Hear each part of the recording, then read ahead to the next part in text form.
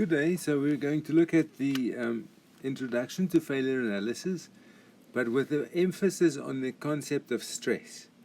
So stress, of course, is integral to the whole thing of failure analysis because you need stress for things to fail. So question that I often ask is why, and it sort of is obvious, but sometimes not so obvious.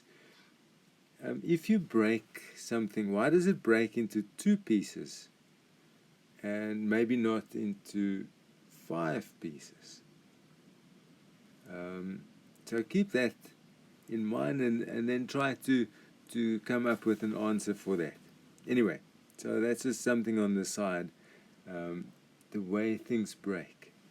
Now, in order to address sort of the concept of failure analysis, we have to have some basic assumptions. And the first assumptions that we make are the following, and then we might find that this is not true in certain cases. But first of all, we assume that we've got a continuous body, meaning that it doesn't contain any voids or empty spaces. So it's not porous, but it's a solid, continuous body. Then we also assume that it's homogeneous. So if it has identical properties at all points. So if you think of in terms of chemistry, so your chemical composition is homogeneous across the whole volume of the body. And then isotropic versus anisotropic, and this might be with respect to some property. So we can say that in the length direction, your component can stretch quite a bit, but in the width direction it can't. Or maybe it's kind of brittle in the thickness direction, but not in the length direction.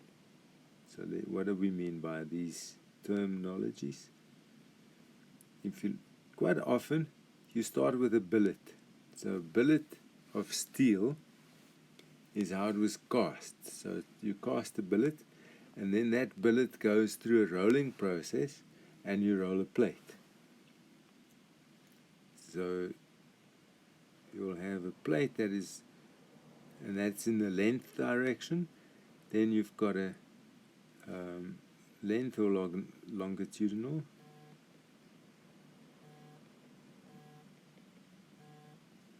Or then your width, or the transverse direction. So transverse, and then you'll also have your thickness. And it might be that a certain property is not continuous or will vary with these different directions, and then your material would be anisotropic. Now the question, first of all, like an overall question that we want to answer, what constitutes failure? When does something fail? And there are a couple of obvious things, but maybe some of them are not that obvious. So obviously, if something would fracture, we would say that it actually failed. So if you stress it, if you think of you drop a cup, porcelain cup, it fractures, or glass. The other two ways is if you have excessive elastic deformation, or excessive or yielding, or excessive plastic deformation. So excessive elastic deformation is when it buckles. So if you think of a bridge, typically like this, there's maybe some road going across the bridge, and so that goes up to there. If these supports are not strong enough elastically, you might find that it buckles. It does something like this, moves out, and you get that there's a it doesn't yield, and so it doesn't become plastic, but there's an elastic buckling. It's just not strong enough. Otherwise, as I said, we can get yielding. So it yields and we get plastic deformation, and during maybe a pressure testing of a pressure vessel, you can find that it deforms plastically. Or at elevated temperatures, it might be quite a bit easier to actually deform. And it could actually depend on the material as well. Now, all of these things, if we speak of yielding and excessive plastic deformation, those things you have done before, but we're going to look at it in more detail and make sure that you understand it. And this elevated temperatures, this relates quite well to creep. And creep happens at elevated temperatures where you get deformation. Now, fracture can be described also in 3 different ways. So firstly, maybe a sudden brittle fracture, or with fatigue, there's a progressive fracture, and if you have hydrogen embrittlement, you get a delayed fracture. Now, all of these are kind of dangerous, but definitely you don't want a brittle fracture because that happens suddenly and it's quite unpredictable, and that's why we say it's quite dangerous. Now, the question we want to ask, and then we'll answer it through the course of the time together, is can fracture be predictable or not?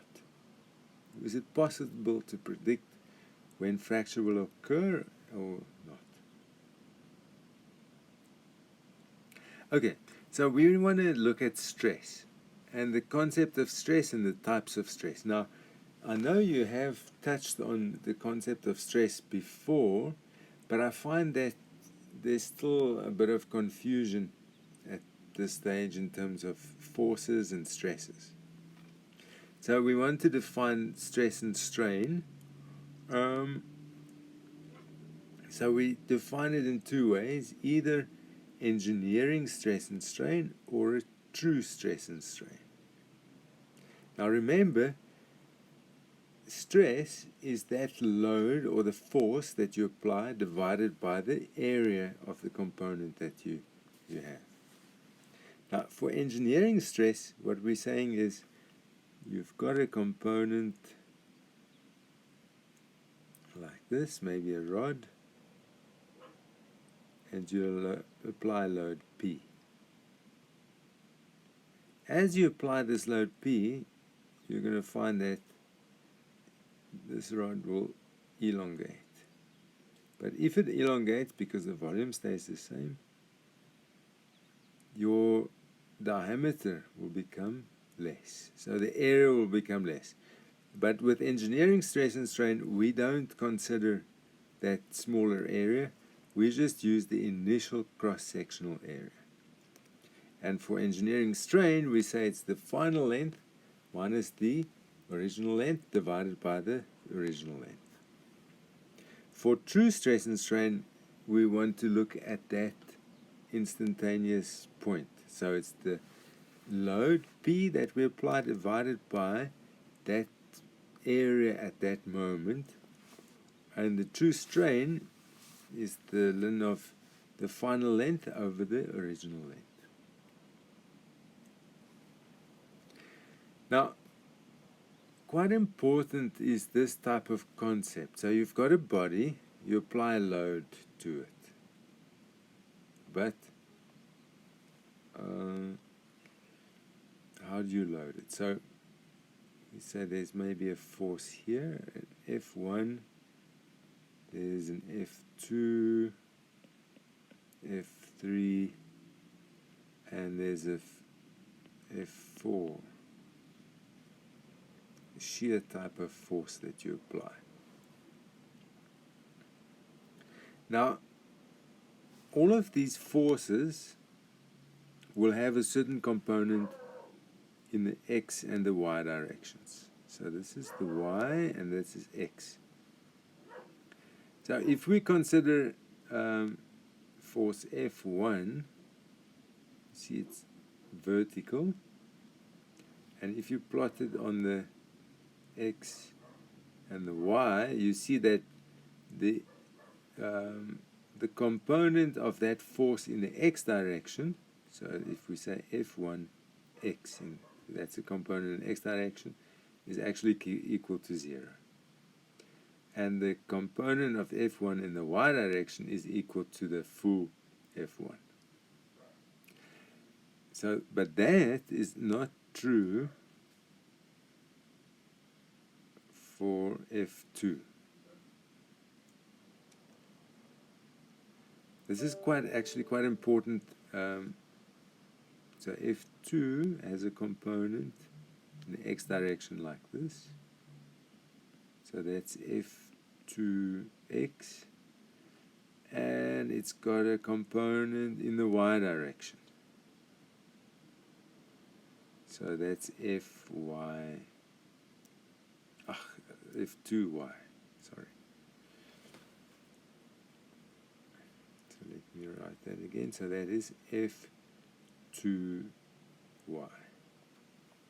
So it has a component in x and a component in the y.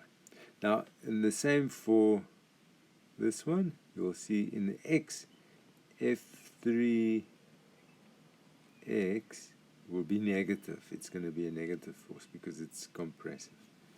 And so you can go and add all these forces to all the components together, and you end up with a Fx total. So that's all the components of the forces in the x direction will be equal to F1x plus F2x plus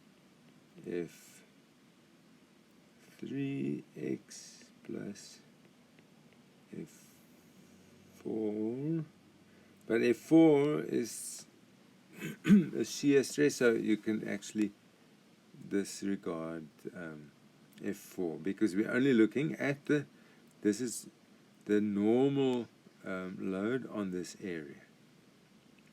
So that's Fx total, and if you want to get the stress on this area, then will be the total force divided by that area. Okay, this might be a little bit confusing, but I think important if we draw the xy axis, then, and this is our force, just to remember that you can have a component of that force in the x direction, and there's a component of the force in the y direction. So there's force F, and this is Fx and Fy. All right. Very important to also remember that forces are not the same as stresses. Please do remember that. So we've got a initial area, initial length, final length, and original area.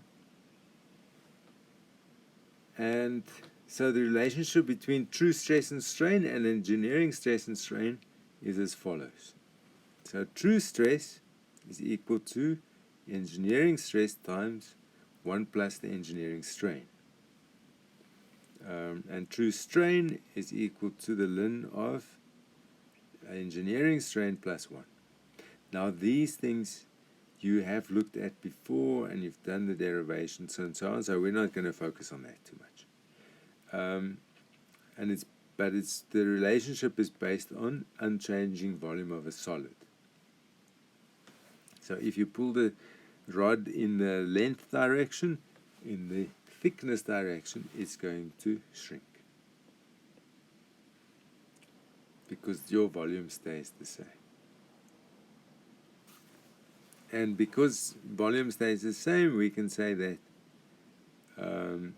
delta V is equal to 0, and so A naught times L naught is equal to AF times LF, and so then you get this relationship between the length and the area.